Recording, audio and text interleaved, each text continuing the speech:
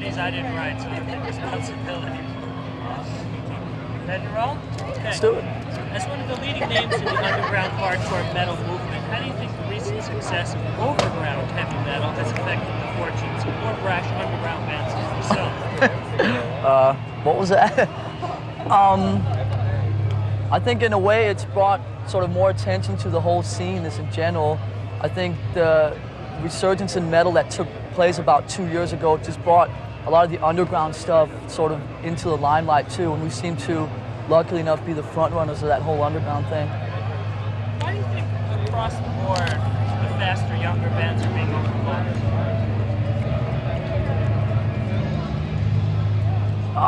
I think because a lot of the younger bands don't really have anything too original or new to offer.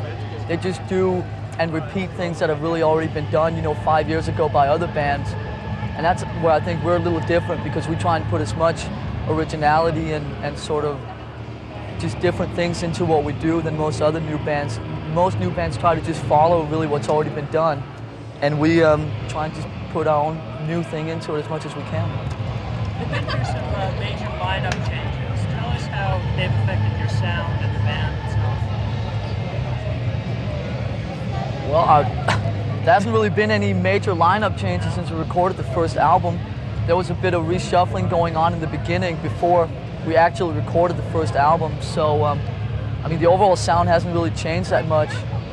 I think the only thing that changed a bit was that when Kirk and Cliff joined the band, they contributed it to the songwriting end of things, which the two other members didn't in the early days. How would you describe the difference between Metallica's sound and stance and that of more established metal bands? And what? Talk a little louder. What's the difference between your sound and sounds like of some of the other bands here today? Well, a bit more extreme, I'd say. Not so safe sounding,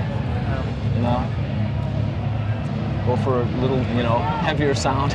We just do pretty much what we want to do, and I think that the kids can really see that there's no sort of bullshit or anything going on. What they see is really what we're about, and that's why I think a lot of people can really relate to what we do. How do you react to the accusations? They're just playing fast, they don't know what they're playing.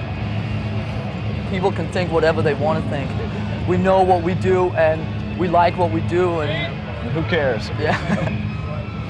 Next. Why do you think Europe and England are more open to hardcore metal? Well, it started over there. I don't know. I think it's got something to do with the way that in Europe that you get bigger and build yourself up. It's more through touring and more through like the word of mouth and like the street buzz. Where in America, to break out of the underground, you have to depend a lot on radio and depend a lot on videos and so forth. When in Europe, it's more just a touring thing and a lot of press, and we're not on a major label in Europe, but just by touring a lot and just sort of the street buzz that comes out of that, you don't really need to be on a major label in Europe to break out of the underground. Well, Europe is so much smaller, and it's just the radio is really nothing over there. So it's just the word of mouth. Why has Metallica never recorded a video? Well, it's like in the music business these days, there's this whole thing going around with when you release an album, then the first cut that's released to the radio station, you have to go do a video for that. And the question at the end of the day is why? And with MTV cutting back on metal, which they did back in January anyway, the chances of Metallica video being seen to any big number of people anywhere was so slim. And we just rely more on our live performances and just on sort of that sort of whole thing, down-to-earth image or whatever. Why do you guys not feel the need to get dressed up or made up like a lot of metal We bands? are. See? Well, there's no need for it, really. I think it goes along with our music. It's just, no frills, just go for it, no really any kind of false, image or anything to bring across. Our music is very natural, so we should, wear what feels natural to us on the stage or what's, comfortable. Instead of, thousands of chains hanging off or some, I mean, for us, the music is like the main thing, and image or how we look or whatever, that's pretty much the last thing. Can you start that again? I just noticed the camera was on its way to you when you started talking. So start with the music.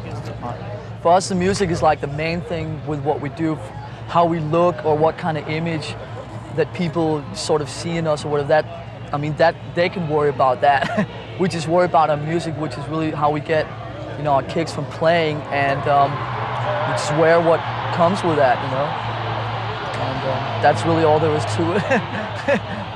How do gigs like today's Down the Green and Donington Park compare to the gigs that you guys usually do? There's more people here. There's more bands. Yeah, there's more bands. There's more people licking in the backstage area. I don't know.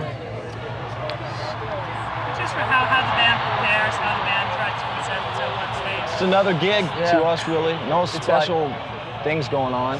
You know, we play the same if we play in front of 600 people or 60,000. We just go out because we enjoy what we do so much that there's not really, it's not difficult to get really excited about if there's only 1,000 people, because we get excited from what we play. And so, you know, it's just another show. Of course, you know, there's a bit more sort of excitement in the area, but I mean, in a way, when we hit the stage, the same thing goes on as at any other show. What differentiates Metallica from the other bands who are here tonight? I don't know. Why don't you find out?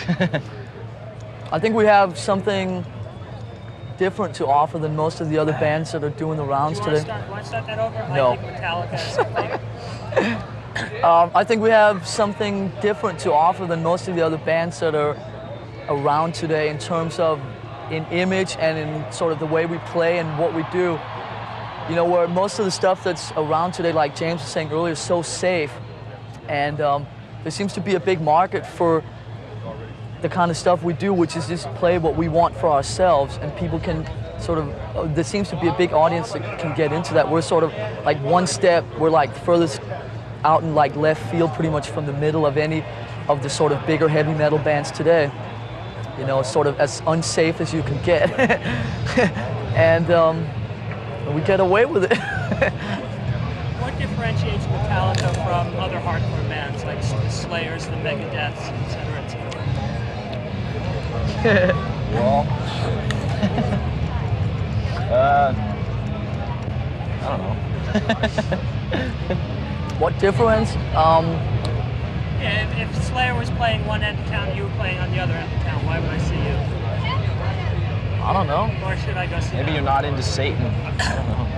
I mean, I think a lot of these bands catch on to a lot of the cliches that are going on in heavy metal today. We try and shy away from as many of them as we can, while still doing the sort, I mean, in heavy metal, everything's already been done before, but we're trying to avoid as many of the cliches as we can. And I think some of the other speed metal bands and sort of underground thrash metal bands are just taking in all these cliches, and it gets so unexciting or interesting. Plus, I think also from a musical standpoint, we have a bit more to offer, just from the point of view that we try and put as much into the music as we can in terms of the song arrangings and song writings and tempo changes and stuff like that. And I think we're also maybe a little bit more serious musicians than most of these other bands. So sort of all of that thrown in together, there's Metallica. Oh well.